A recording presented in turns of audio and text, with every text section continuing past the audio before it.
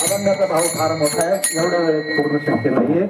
थोडा सरळ आणि थोडा भाव सांगण्याचा प्रयत्न केला. आणि मग असे गोपाल कृष्ण परमात्मा गोकुळात चोऱ्या करू लागले, रांगू लागले, खोड्या करू लागले, अनेकांना त्रास देऊ लागले. सर्व गोकुळाचे गवळणी त्रासल्या आणि सर्वांनी एक मोर्चा काढला. म्हणजे आपल्या गावात चोऱ्या होत्या, घरात चोऱ्या होत्या, काय कोण येतं काय काही कळत नाही. मग सगळ्यांनी मोर्चा काढला आणि म्हणून